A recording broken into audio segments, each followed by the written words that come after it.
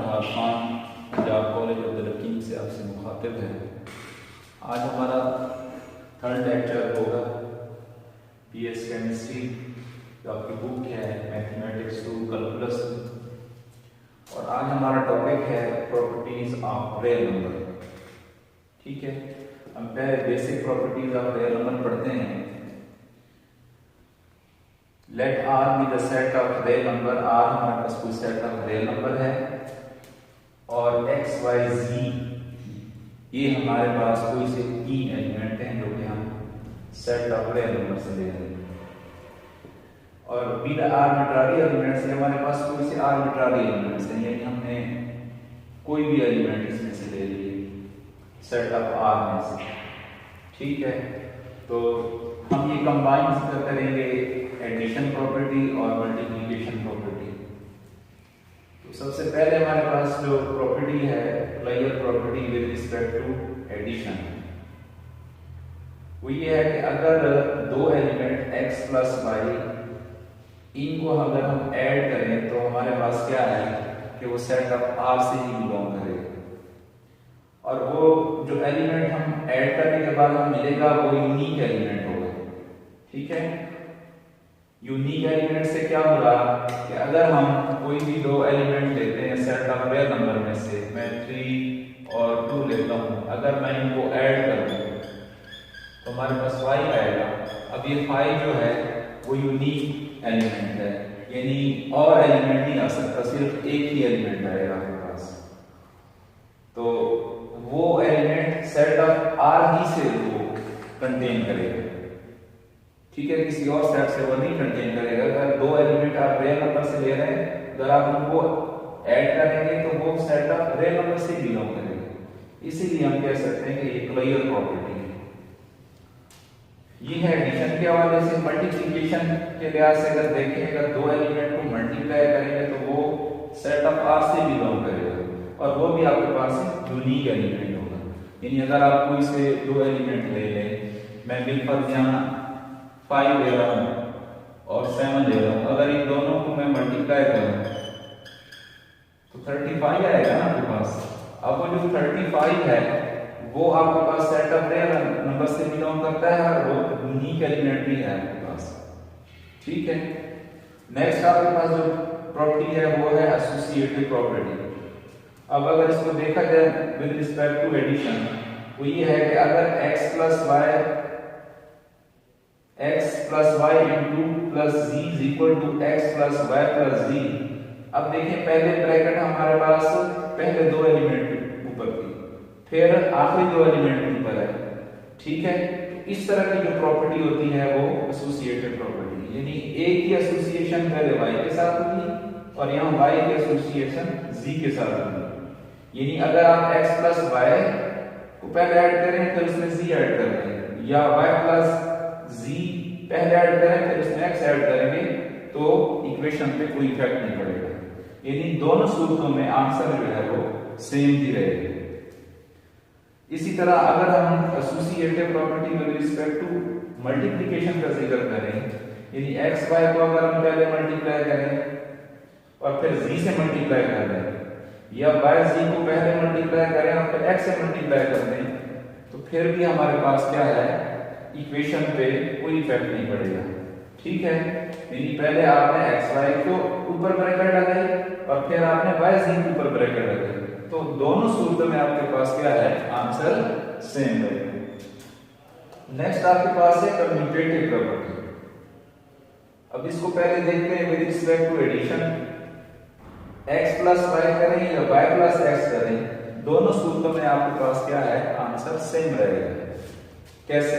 यानी अगर मैं दो एलिमेंट लेता हूं 2 3, वो सेट ऑफ आर से, अगर मैं 2 प्लस 3 करूं या 3 प्लस 2 करूं, दोनों सूत्रों में मेरे पास क्या आंसर आ रहा है, 5 ही आ रहा है। ठीक है, ये हमारे पास क्या है, कम्यूटेटिव प्रॉपर्टी। इसी तरह अगर हम विद रिस्पेक्ट टू मल्टीप्लिकेशन देखें, अगर आप x को y से मल्टीप्लाई करें या y को x से मल्टीप्लाई करें, दोनों सूत्रों में आपका आंसर सेम रहेगा। ठीक है, नेक्स्ट आपके पास जो प्रॉपर्टी है वो है आइडेंटिटी एलिमेंट प्रॉपर्टी। इसको आप पहले विद रिस्पेक्ट टू एडिशन देखें, सेट आर के अंदर जो जीरो है वो आपके पास क्या है, एडिटिव आइडेंटिटी है। ठीक है, यानी अगर आप 0 प्लस एक्स करें या x प्लस 0 करें, आपके पास आंसर क्या आएगा, 0 ही आएगा। और आपके पास यहाँ x जो है वो सेट ऑफ आर से हमने लिया। ठीक है, यानी 0 प्लस एक्स करें या x प्लस 0 करें, आपके पास आंसर क्या आएगा, x ही आएगा।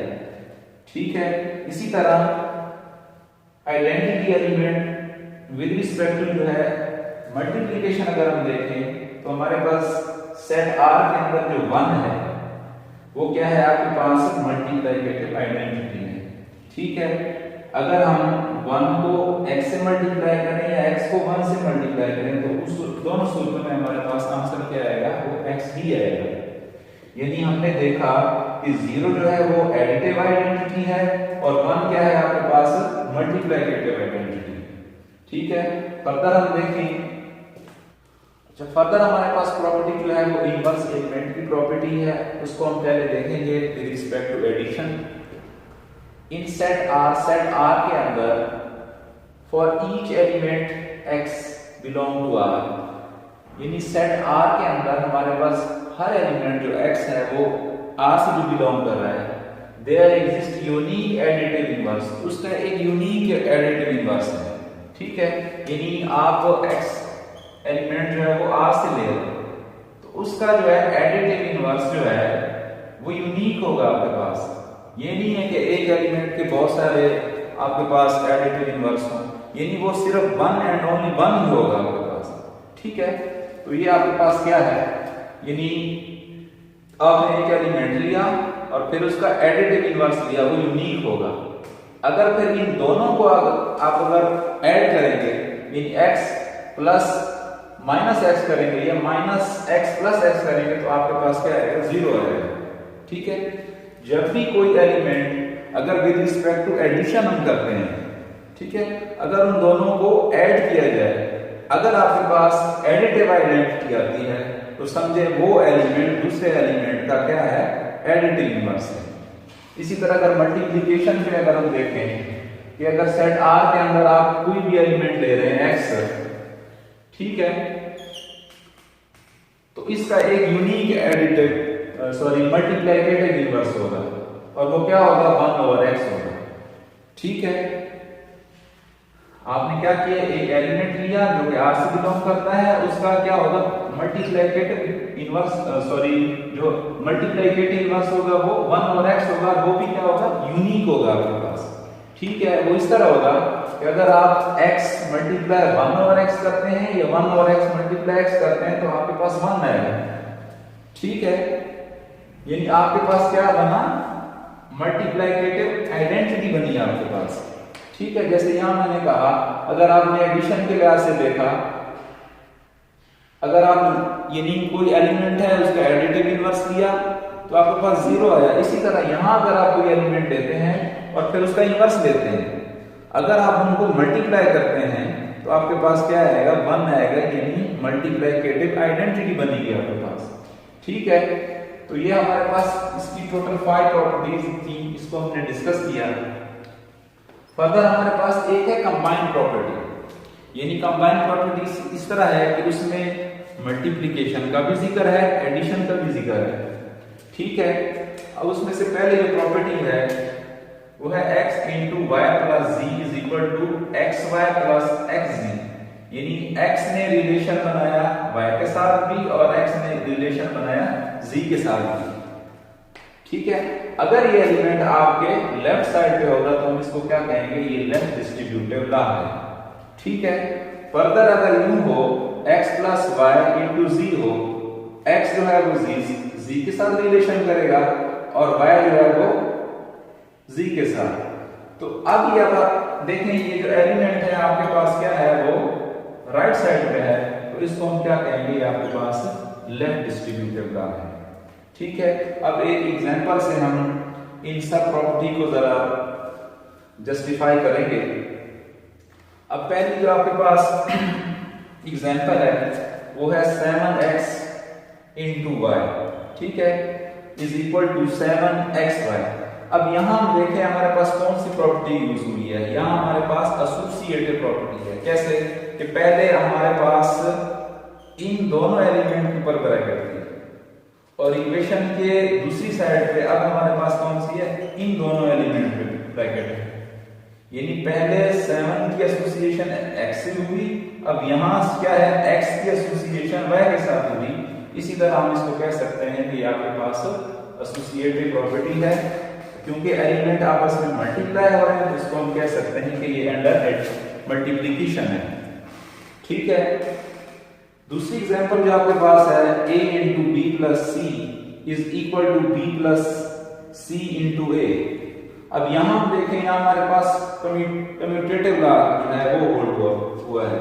कैसे कि a एलिमेंट जो है वो b plus c के साथ मल्टीप्लाई हो रहा है, ठीक है, और b plus c के साथ यहाँ पे जो है दूसरी साइड पे जो है a इसके साथ मल्टीप्लाई हो रहा है। यानी a जो है b plus c के साथ इस साइड पे यानी लेफ्ट साइड पे, और यहाँ जो क्या है b plus c वो a राइट साइड से इसके साथ मल्टीप्लाई हो रहा है। क्योंकि आपने पढ़ा था commutative law with respect to multiplication, वही था कि अगर x को y से मल्टीप्लाई करना है या y को x से मल्टीप्लाई करना है, ठीक है, तो वो हमारे पास क्या होता है, कम्यूटेटिव लॉ होता है, और वो विद रिस्पेक्ट टू एडिशन होता है।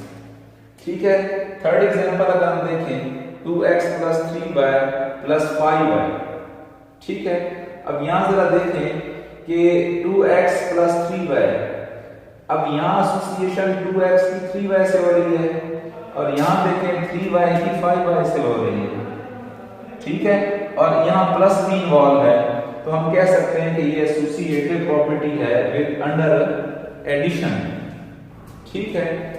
नेक्स्ट फोर्थ एग्जांपल देखें, अगर a plus b is equal to 0 है आपके पास, ठीक है, और वो ये भी कह रहा है कि आप b को -a पुट करें, यानी ये आपके पास जो b आ रहा है ये आप -a पुट करें, तो आपके पास क्या है, a अगर b की जगह आप -a पुट करें, a माइनस बने होगा ना, a माइनस a, ठीक है ना, ऐसे ही होगा ना, a minus a is equal to 0। अब यहां जरा देखें, यहां हमारे पास इनवर्स एलिमेंट की प्रॉपर्टी यूज हुई है, और जो कि एडिशन के लिहाज से, ठीक है ना।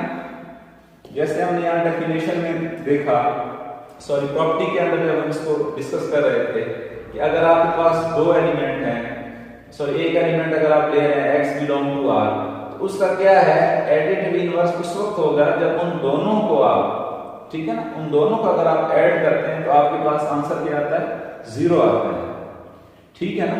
अब यहां हमने देखा कि a plus into minus a जब करेंगे तो आपके पास क्या बनता है, 0 बनता है, और 0 आपके पास क्या है, वो एडिटिव आइडेंटिटी है। इसलिए हम यहां कह सकते हैं कि -a is the additive inverse of a। ठीक है। अगली आपके पास जो एग्जांपल है, वो एग्जांपल 5 है, वो ये है कि x plus y into a plus b। ठीक है। अब जरा गौर करें, x प्लस y जो है वो a से मल्टीप्लाई हो रहा है, ठीक है, x प्लस y क्या है, a से मल्टीप्लाई हो रहा है, यहाँ x प्लस y जो है b से मल्टीप्लाई हो रहा है। तो आप जरा यहाँ गौर करें, यहाँ आपके पास कौन सा जो है वो लॉ है यूज हुआ है, कौन सी प्रॉपर्टी यूज हुई, वो है डिस्ट्रीब्यूटिव प्रॉपर्टी। ठीक है। यानी a ये वाला जो एलिमेंट है वो इसके साथ मल्टीप्लाई हो रहा है, और यही एलिमेंट जो है वो इसके साथ जो है ना मल्टीप्लाई हो रहा है। ठीक है। ये था आज का हमारा लेक्चर, उम्मीद है आपको समझ आ गई होगी। अल्लाह हाफ़िज़।